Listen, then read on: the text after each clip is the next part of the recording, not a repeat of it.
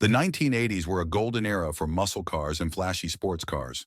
From the roaring V8s of American legends to the sleek, high-revving machines of Japan, performance cars were everywhere. But while the spotlight was on these high-profile beasts, some manufacturers were quietly crafting something different. Cars that didn't look fast, but could embarrass much more expensive and famous models in a straight line or on a winding road. These were the sleepers, unassuming machines that blended into the traffic but had serious firepower under the hood.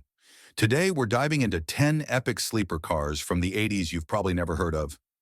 Some of these cars were faster than Corvettes, Mustangs, and even Porsches of their time, but no one saw them coming.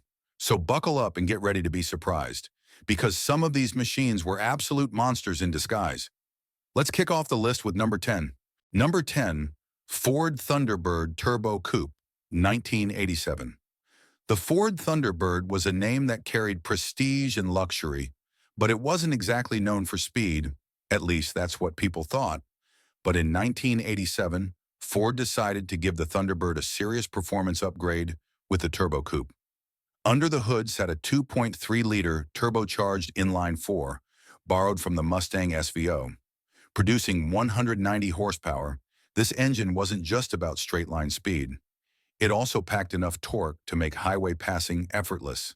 This unassuming Ford Coupe could go from 0 to 60 miles per hour in just 7.3 seconds, putting it in the same league as many muscle cars of its time. And unlike most muscle cars, it didn't just rely on brute force. It had an electronically adjustable suspension, a limited slip differential, and a 5-speed manual transmission, giving it surprising agility. The Turbo Coupe was the definition of a sleeper. It looked like a comfortable luxury cruiser, but when pushed, it could leave even some high-performance cars struggling to keep up. Number 9. Mitsubishi Starion ESI-R, 1986. If you looked at the Mitsubishi Starion ESI-R, you might think it was just another stylish Japanese coupe. But behind that sleek design was a serious performance machine that could go head-to-head with the best of its time. It was powered by a 2.6-liter turbocharged inline-4, pumping out 197 horsepower, allowing it to launch from 0 to 60 miles per hour in just 7.5 seconds. This might not sound crazy today, but back in the 80s, this was enough to give even the Nissan 300ZX and Toyota Supra a run for their money. But here's what made the Starion special. It wasn't just about speed, it handled incredibly well too. Thanks to a rear-wheel drive setup, an advanced suspension system, and a lightweight body, it was a blast to drive on twisty roads. In the US, this car was rebadged as the Chrysler Conquest, but regardless of the badge, the performance was the same. If you ever see one of these on the road, don't underestimate it. It's got more power than you might think. Number 8. Pontiac Bonneville SSE, 1988. The Pontiac Bonneville had a reputation as a luxury cruiser, but in 1988, Pontiac introduced a game-changer, the SSE model. This wasn't just another big American sedan. It came with a supercharged 3.8-liter V6, pushing out 205 horsepower and hitting 0 to 60 miles per hour in under 8 seconds. A stunning feat for a full-size family car. The Bonneville SSE wasn't just quick in a straight line. It also featured Pontiac's advanced suspension system, which made it surprisingly agile for its size. It even had a futuristic digital dashboard, making it one of the most high-tech cars of its era. If you wanted a luxury sedan with muscle car performance, the Bonneville SSE was the perfect choice. A true sleeper that could catch many sports car drivers off guard. Number 7. Volvo 740 Turbo, 1985.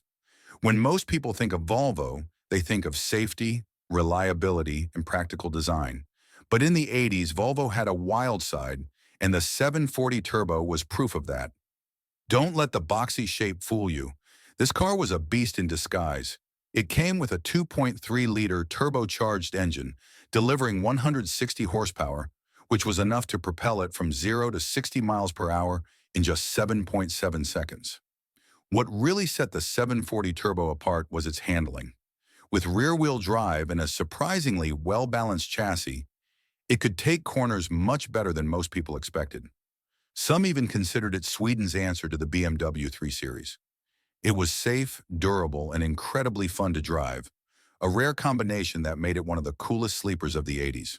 Number 6. Toyota Camry V6, 1988. The Toyota Camry has always been known as a reliable family sedan, but in 1988, it was secretly one of the quickest sedans in its class.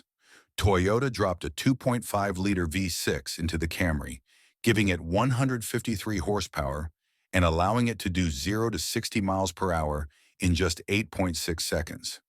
It may not have looked like a performance car, but this Camry was deceptively quick. And thanks to Toyota's legendary reliability, it could keep running strong for decades. The best part? Nobody suspected a Camry could be fast, making it one of the most underrated sleepers of the 80s. Number 5. Chevrolet Celebrity Eurosport VR, 1987. When people think of the Chevrolet Celebrity, they usually picture a boring family sedan. But the Eurosport VR edition was a different beast entirely. Chevy took their ordinary mid-size sedan and gave it a performance-oriented makeover. Under the hood, it packed a 2.8-liter V6 with 140 horsepower, and while that might not sound like much, its sport-tuned suspension and lightweight chassis gave it far better handling than most people expected. The real kicker? It could do 0 to 60 miles per hour in just 8.5 seconds, making it surprisingly quick for a sedan that looked like something your grandparents would drive. The Eurosport VR wasn't just about speed. It had aggressive styling cues inspired by European performance sedans, with a sportier front grille, lower stance, and distinctive bodywork. It was the kind of car that didn't scream speed, but once you got behind the wheel, it told a different story. Number 4. Mercury Cougar XR7, 1989. Most people saw the Mercury Cougar XR7 as just another luxury cruiser, but in 1989, Mercury decided to add some serious muscle under the hood. Instead of the standard V6, the XR7 got a 3.8-liter supercharged V6 that cranked out 210 horsepower. That gave it a 0 to 60 mile per hour time of just 7.2 seconds, which was shocking for a car that looked more like a highway cruiser than a performance machine. The XR7 also featured independent rear suspension and a 5-speed manual transmission, making it far more engaging to drive than most of its competitors. It was the kind of sleeper that could show up to a stoplight, lull its opponent into a false sense of security, and then take off like a rocket. Number 3. Dodge Omni GLH, 1986. This one was Carroll Shelby's sneaky masterpiece. At first glance, the Dodge Omni GLH, goes like hell, looked like an everyday economy hatchback, small, unassuming, and about as exciting as a microwave.